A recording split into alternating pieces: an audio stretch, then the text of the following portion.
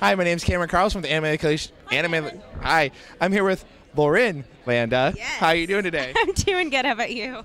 I'm doing great. So it's been a year since the last time we got to have a chance to chat and talk since Matsuricon 2013. How have you been since then? I've been great. It's been a really, really great, really busy year. Yeah. So really excited to be back. And of course, as you mentioned about being really busy and really big year, was being in the hit show Attack on Titan. How's it being in that, knowing that it's being broadcasted on Toonami, and it's got already the second box set coming out for the second half of the season? How is that going? And the fan reactions been super fantastic. It has. It's really exciting to be a part of it. When I found out that I was cast in it, I was beyond excited to be a part of it. But then when I found out more about my character, I can't even tell you, I was so tickled pink over it. And the fans have been absolutely fantastic over it. You know, there's some people that like or don't like dubs or whatever, but for the most part, everybody's been so positive about it, and they've just been awesome. They've been great. Every time I've gone to a con, I've met some really happy fans with it. So that's totally cool. So... Sweet, and that's why I wanted to know is, do you have a theory on why the show became so popular so quickly? Because, I mean, it was announced, I think, late 2013, and then, it's like, boom, everybody's working on it, instantaneously. So why do you think it became so popular so quickly? You know, I've talked about this with a few of the cast members, and we've decided that it's kind of, it's Game of Thrones meets Battlestar Galactica in some aspects, meets The Walking Dead. So you've got three incredibly popular shows which are a big part of pop culture, and then you've now animated it. Yeah. You know, and so it's not your typical anime, and I think that's what's really special about it, is that it's not about high school girls, it's not about robots, it's not about either of those, which are totally cool, but it's different. It's never been done before, and I think that's what really draws people to it. So Sweet. Now, a fighting game series you got to be part of was Soul Calibur 5. It has a long story and very large fan base. How is it being part of that? Because I played that only because everybody told me to go play it. Like Kyle A. Bear told me to go play it.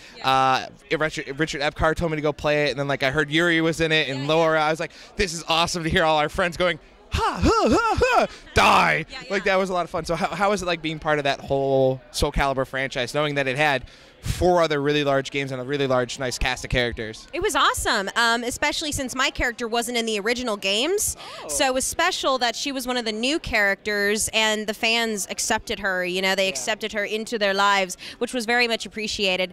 I will admit that I haven't played it yet. I know that sounds terrible, but I think it's for the PS3, right? I do not own a PS3. It's for an Xbox 360 as well. It is? Yes. Oh, I have a 360. Yeah, I played it on the 360. Oh, that's right. Wait, now that I think about it, I think I do have it for 360. I just haven't had a chance to see, I'm terrible. I'm so horrible. So I don't remember which characters were her parents, but I do know that she is a new character, and I'm really hoping they make another Soul Calibur soon. Really hoping so, and I'm hoping that she's a part of it. So I played it. It's good. Oh, is it? Yeah. Good. So you also got to be in the cool project. Redline has a very killer art style and story.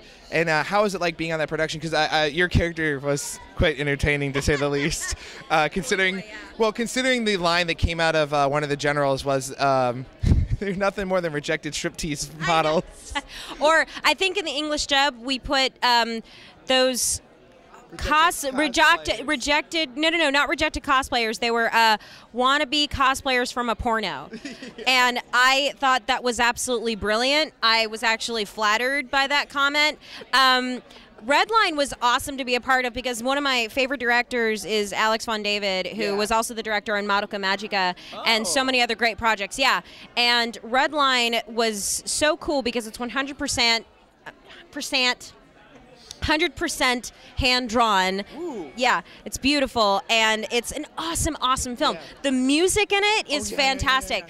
When it first came out, we were screening it downtown LA, and I went to see it on the big screen. You guys, it is nothing. Oh my God, seeing it on your small screen, it's fine, but you got to get surround sound for that because oh my God, it's fantastic. To this day, even though I didn't have a big role in it, it was kind of a small role. But it was still good. It was still good, and I was so awesome to. Oh my God, I did it again. I did the exact same thing that I did at opening ceremonies. It was so awesome to be a part of it. I just, to this day, I love that movie so much. And whenever I'm at a con, I always tell people about it because it's just so good. So, yeah, definitely. It's so good. I was so excited to be a part of it. I say you can watch it through Manga Entertainment on YouTube, so you're still supporting it by watching it through that channel. So if fans want to watch it, that's another great way for free to watch it, but you're still supporting it. And it's not being, watched illegally, so. Now, an anime title way back in the day that you got to work on was the Familiar Zero franchise. Tell us about it. It's crazy ride that it's taken, because I know it's jumped from studio to studio to studio. So do you still have the opportunity to potentially work on it if it ever comes back up? I honestly have no idea. I honestly have no idea. I have not heard anything about season 2. A lot of people have asked me about it. I don't know. That's really I wish I had a better answer than that, but I honestly don't know about Familiar Zero yet. I know that Familiar of Zero was my second show, the second show I ever worked on, so it's very dear to my heart, and it's very cute because it's Harry Potter basically, but anime. So. Alrighty. Now, you got to work on Sword Art Online, which we know is a huge project. It got to be on Toonami. It's got a killer cast of great ladies and gentlemen to work from. I know Jeremy got to come from Texas over to LA and work on it. So, it's got a lot of, and I know Vic is in it, so it's got a lot of great personalities to play off of. How was it? It was great. It was fun. I had heard about Sword Art Online and how big it was. Again, I still haven't seen the show, but I've been told that it's kind of a dot hack kind of deal because it's about like an online gaming thing. Online gaming thing. I love my terminology. No, but it was great. It was great to be a part of it, and Sakuya was a pretty cool character. She was very reserved, a priestess, and then she gets to fight this big battle, so I thought that was pretty cool. So yeah, I was happy to be a part of it. Sweet. Now, Square Enix, great company. You got to work on Drakengard 3. Drakengard. I have mispronounced it. I am sorry. I have a tendency to correct people. It's not me being rude. It's me being OCD, I promise. And I appreciate it. Now you got to work on that. And that was a VG project. What does VG technically stand for? And what was it? It's the third game, so it's got to have a good story going with it. So how was it? Oh, well, VG, to me, technically stands for video game. And Drakengard 3 is an amazing and absolutely gorgeous game. And let me tell you, I was so proud of that project because I have never done so much screaming in my entire life. And my character is, her name is 1, just like the number. Oh. Yeah. Oh, okay. Now yes. I've seen that game. Yes. My friend played it. Yeah. We played it together. Yeah.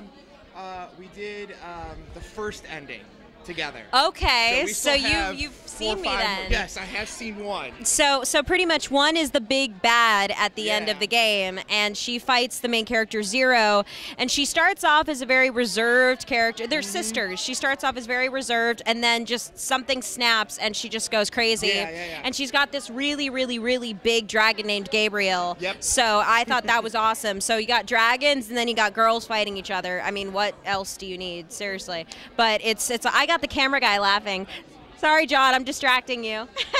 I will let you know that Gabriel is really hard to fight. Oh my God, he's super hard. I love it. Alrighty, now a little more special being in Square Enix title, given a long time working in popular history. So what's it like if potentially you ever got to work on any Final Fantasy games, knowing that it carries a lot of weight, and then you had Nobuo Utsuma be doing all the music for it throughout so many years and his influence on the music genre. So would you ever love to be able to have the chance to work on Final Fantasy? I think 15's coming out shortly. Oh, I would love to. Final Fantasy, when you think to me personally, when I think Square Enix, I think Final Fantasy. And the first Final Fantasy game I ever played was 8. And I know a lot of people are like, oh, 8 sucks. I liked 8 personally. I mean, that's what I've heard from certain people. Final Fantasy VIII was my first game, and then I played 10 and 10-2. Other than that, and I played a little bit of 12, but I haven't played 11 or 9 or 6 or 7 for that matter. And I know that's terrible because 7 is like the number one favorite. But yeah, I would love to be a part of Final Fantasy because I just love it. Final Fantasy games, the interesting thing is that they're sequels, but they're not. They're different, except for 10 and 10-2, which I actually like 10-2 personally. I liked it. I thought it was fun, but 10 was really hard for me. Yeah. Maybe it's just because I sucked at it. But either way, I would love to be a part of that franchise. It's awesome. It's a great franchise. I say there's only one other than 10-2 and 13-2. There's actually 3 13s. Yeah, there's 13, then there's another 3 13s after that. And then there's one other set of Final Fantasies that do actually take place. I think in the because there's two. You know how America got messed up with its numbers with the Final Fantasies.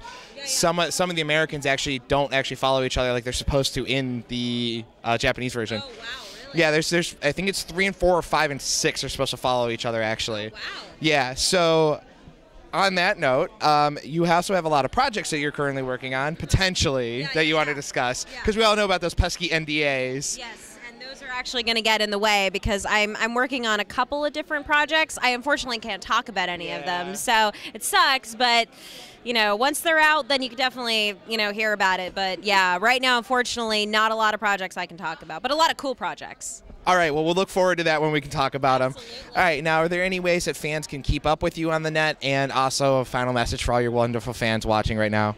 As for social networking, not really. I don't really have anything like that. But I wanted to say to everybody, I have always had such a positive fan experience whenever I go to cons or whenever I just randomly meet you guys, and it's so appreciated. Mini skirts. It's so appreciated, and it really I love what I do, and if you guys appreciate the projects that I'm in, that means a great deal to me, and I just hope to meet more of you. So can't wait to. All right, thanks so much for coming out and talking with us. Thank you so much. Thanks, Cameron. You're welcome.